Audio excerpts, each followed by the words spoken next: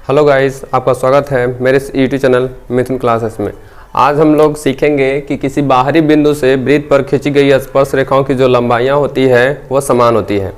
किसी भी वृत्त के बाहरी बिंदु से वृत्त पर खींची गई स्पर्श रेखाओं की जो लंबाइयाँ होती है वह समान होती है। आप इस वीडियो को पूरा देखिएगा। 10th एग्ज़ाम में यह 5 नंबर का क्वेश्चन अक्सर पूछा जाता है। 5 नंबर का अगर नहीं पूछता है तो 2 नंबर का क्वेश्चन ज़रूर पूछा जाता है। एकदम कहते हैं बहुत महत्वपूर्ण यह क्वेश्चन है। चलिए देखते हैं। क्वेश्चन सिद्ध करें कि वृत्त के किसी बाहरी बिंदु से वृत्त पर खींची गई स्पर्श रेखाओं की लंबाइयां समान होती है। समान का मतलब बराबर होती है। दिया है O केंद्र वाला वृत्त है। देखिए O केंद्र वाला वृत्त है जिस पर बाहरी बिंदु P से स्पर्श रेखा PA एवं PB खींचा गया है। एक वृत्त है जिसके बाहरी बिंदु P से स्पर्श रेखा PA और PB खींचा गया है।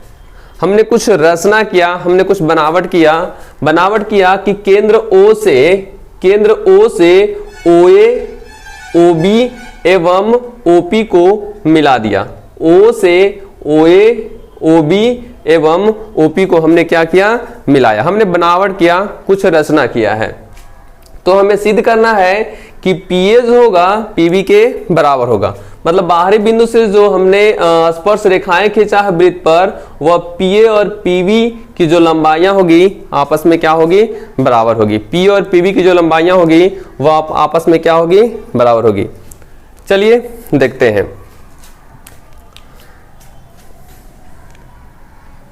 प्रमाण। हम लोग जानते हैं कि वृत्त के केंद्र से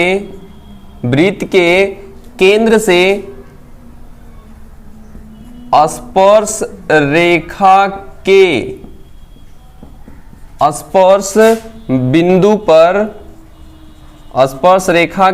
स्पर्श बिंदु पर खींची गई त्रिज्या लंब होती है। हम लोग ये पहले प्रूफ कर चुके हैं कि वृत्त के किसी भी स्पर्श रेखा के स्पर्श बिंदु पर अगर वृत्त के हम केंद्र से अगर त्रिज्या खींचते हैं तो स्पर्श रेखा के स्पर्श बिंदु पर क्या होती है?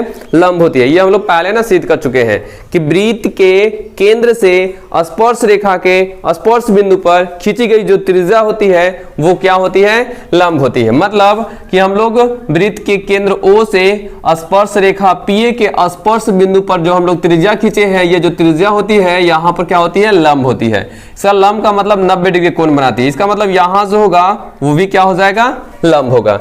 इसलिए हम लोग कह सकते हैं कि जो OA होगा, OA वह लंब होगा किस पर? PA पर। एवं OB जो होगा वह लंब हो जाएगा किस पे? PB पर। ये हमने लिखा।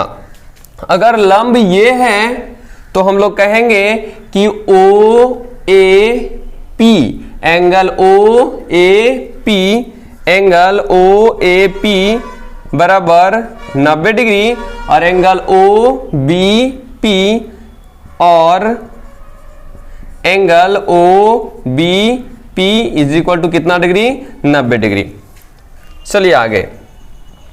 हमें सिद्ध करना है कि PA की जो लंबाइयां हैं PB के लंबाई के क्या है? बराबर है। हम लोग चलेंगे त्रिभुज इसमें, इसका नाम है OAP और एक बार चलेंगे त्रिभुज इसमें जिसका नाम है OBP। त्रिभुज OAP एवं त्रिभुज OVP में हम लोगों ने चला त्रिभुज OAP और त्रिभुज OBP में देखा तो ये वाला जो एंगल है, ये वाला एंगल के क्या हो रहा है? बराबर होगा है।